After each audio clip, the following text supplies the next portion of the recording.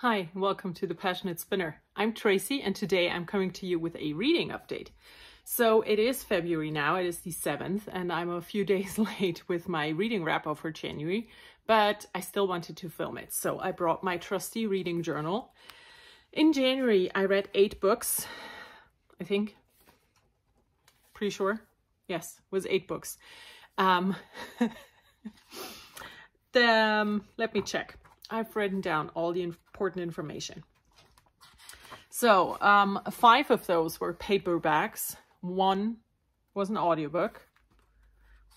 2 were audiobooks. Yes. 1 ebook, 2 audiobooks, 5 paperbacks. So let's go through all of them together, shall we? The first book that I finished in January was the book that I brought over with me from December.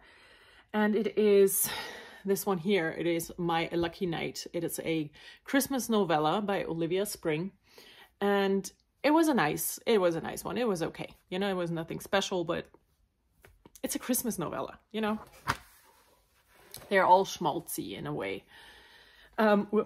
It's a holiday romance. And I enjoyed it. It is basically a 180-page story or 150-page story about, don't remember her name, and Nicholas. He's a French guy visiting London for the holidays. And this is the setup story of their actual romance novel that then is a full-length novel. But I'm not interested in reading that one. So they basically run into each other a few times and then they have a great day out together, with her showing him the local Christmas sites and what you should be doing when you are in Christmas around in London around Christmas time.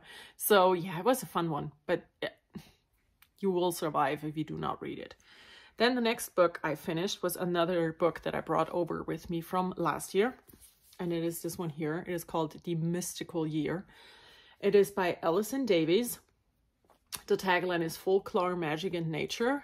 And it is basically a calendar style year, you know, where you go through all of the months. And then every month it will tell you the full moon name, the festival focus, you know, like what festivals are in that time, like winter solstice, for instance. Then you get the flower of the month, the bird of the month, the crystal of the month, a tarot card for the month, and some magic. It was interesting to read, but I'm not a very spiritual person, so I don't think that I was the right person to read this book. So it didn't really give me a whole lot, but I'm still glad I read it, you know, because it was interesting. So then I listened to my first audiobook. I need to find the picture. So I listened to The Railway Murders, which is the 8th book in Yorkshire Murder Mysteries. And where is it? Here it is. I have listened to all of these. It's by J.R. Ellis. And this one I like because it is a locked room mystery, but not in a room, in a train carriage. So this is a crime mystery series evolving around DCI Oldroyd. He's an older detective inspector, and he is basically called in when the case is a bit twisted and weird, because that's what he enjoys the most, you know, when it's a real puzzle. And this time a famous actor gets shot in a locked train carriage while on set. The train is supposed to, you know, go into the station and they are waiting there for him to arrive on the train and then get out, but he never gets out. So, and everything is locked. So how did it happen? Super interesting, very cool. It's the 8th book in the series, like I said, and all of them are on Kindle Unlimited and they are there also as audio. So I listened to the audiobook for this one, and the narrator is great. I really enjoy him because he does different accents and stuff. It's really cool. Then, first physical book, I read Shatter Me by Tahereh Mafi. It's the first book in the Shatter Me series. And for me, it's also going to be the last book that I read, because this is a dystopian YA fantasy novel, you know? And had I been the targeted audience, I would have loved this. Had I been 16 reading this, I would have just gobbled up the whole thing. But I'm 38, 39 now. Was 38 when I read it. And it's just, it doesn't give me anything. It was an interesting read, you know, it was a cool concept, but it didn't hook me in enough to make me want to read.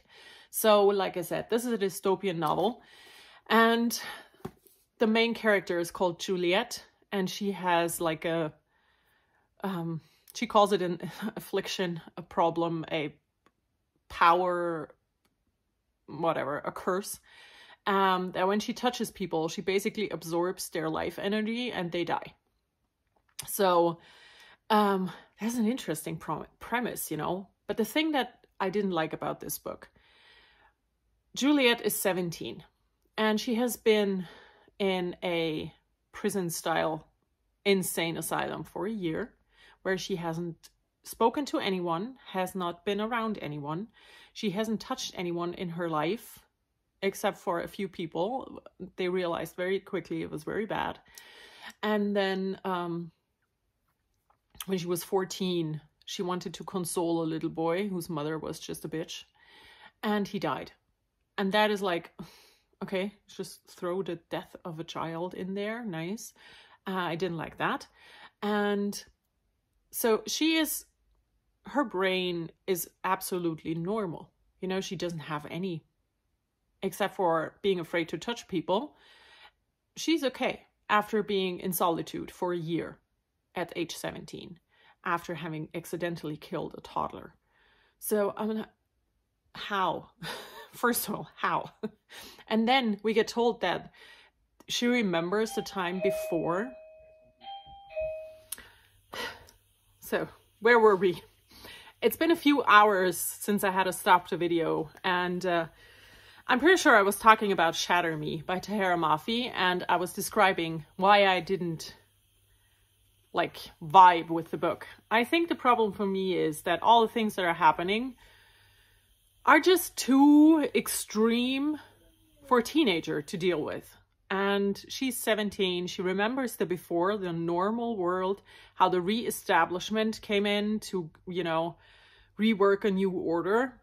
And then she also was in lockdown or locked away for 3 years. So it just seems a bit dense in timeline, you know. Also how her, the guy she meets, she used to go to school with, and they've known each other since they were children. He's a soldier, and he's like the perfect soldier. He's also 17. So it's just, they're too young, you know. Had they been like in their late 20s or early 30s, it would have made a lot more sense to me, but it didn't. So I gave it 3 stars in the end. Now, I have to look at my book, what came next. After Shatter Me came the first book in the Bibliophile Mysteries. So I got these books. Oh God, my cat snuggled against it, so full of hair. I got those books a while ago, and these are cozy mysteries, which is one of my favorite things to read. And this one here, Homicide in Hardcover, is the first book in a series. The series is written by Kate Carlisle, and it evolves or revolves around a woman called Brooklyn Wainwright, and she is a book restorator. So she gets old books back to their glamour, and that's her job. And in the first book, her mentor gets murdered, and she's the prime suspect. So of course she didn't do it, and she wants to find out who actually murdered him, because he was like a father, the second father to her.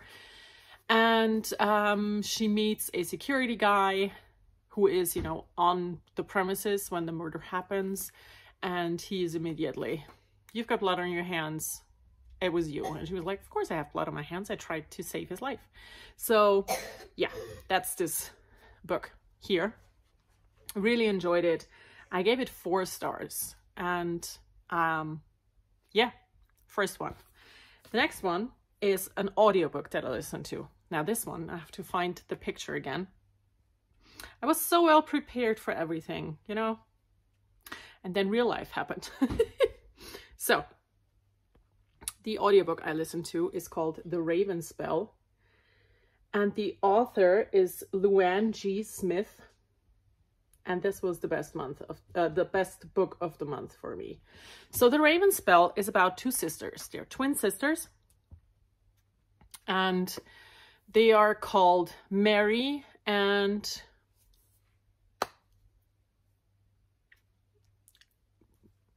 have I written this down? Edwina. They're called Mary and Edwina.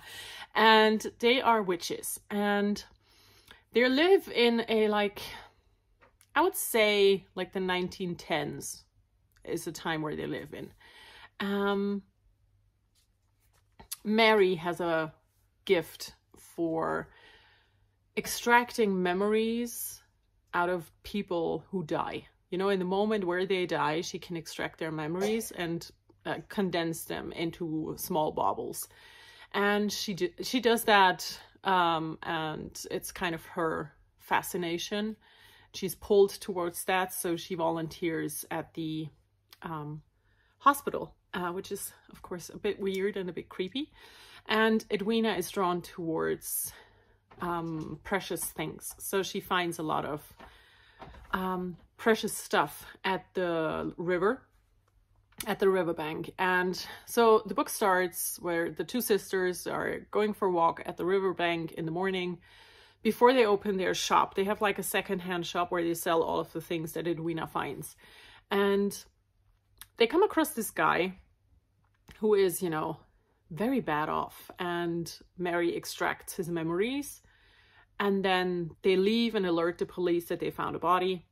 Thing is, he survives, but he has no memories left. So it then turns out that this guy is a private detective who's also a witch or wizard, sorcerer.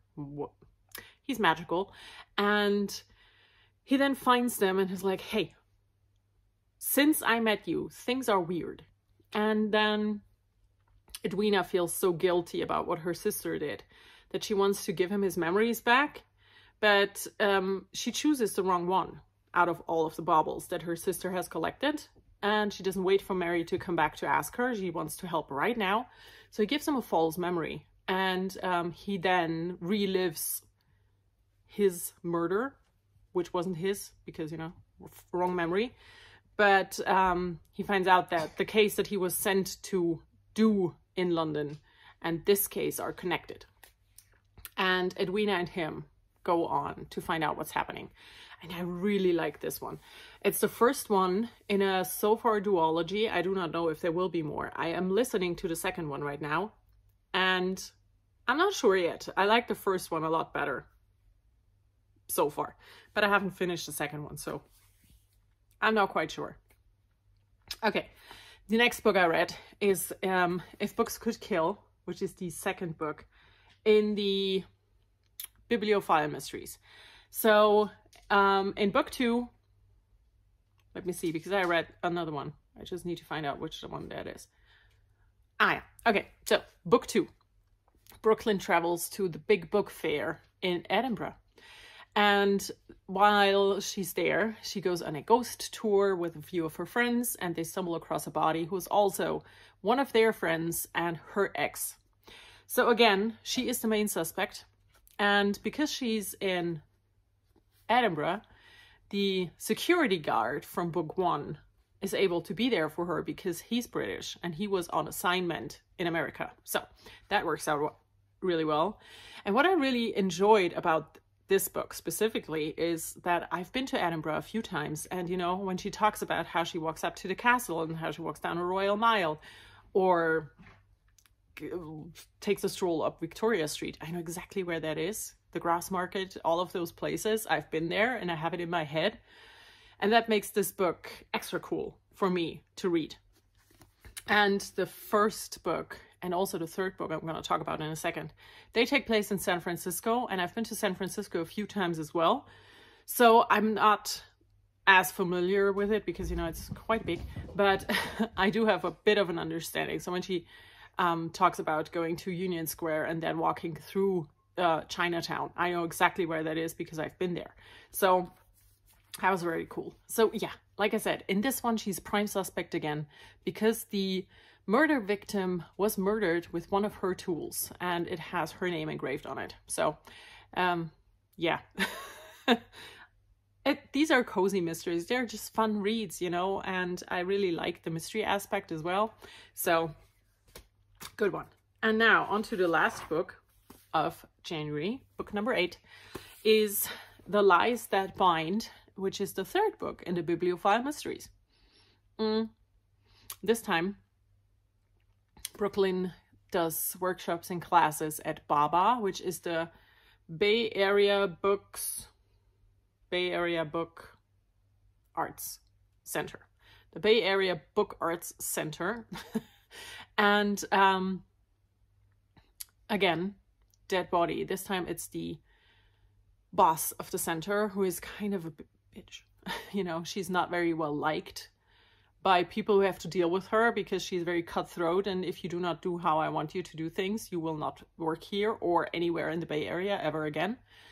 And yeah, she again stumbles across her body, but this time she has an alibi because she was teaching a class and ran out after she heard a gunshot. So not the prime suspect this time. And I really enjoyed this one. For this one, I kind of gotten behind who was the culprit early on, which surprised me because in the other two I wasn't catching on so quickly. But you know, these are they're just easy to read cozy mysteries. It's not like they are the newest ideas ever. It's just, they're fun reads. So yeah, that is my January reading wrap up. I managed to read 2 books on Kindle Unlimited. No, 3, because both of my audiobooks and the first novella I read were from Kindle Unlimited. And that is one of the things I wanted to do for this year. Read more of my Kindle Unlimited, or read more from Kindle Unlimited. Because if I only read a book every other month, I don't have to pay the 10 euros a month. You know, I can just buy the audiobook or the ebook. It's going to be, you know, so it doesn't matter. It's a challenge for myself, and I managed to consume 3 books through Kindle Unlimited.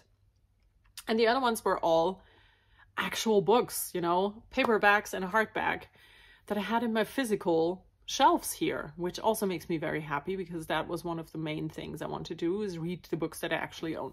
So that is me for January. I hope you all had a wonderful reading month, and I will definitely talk to you again in the beginning of March when I'm coming back with my February wrap up.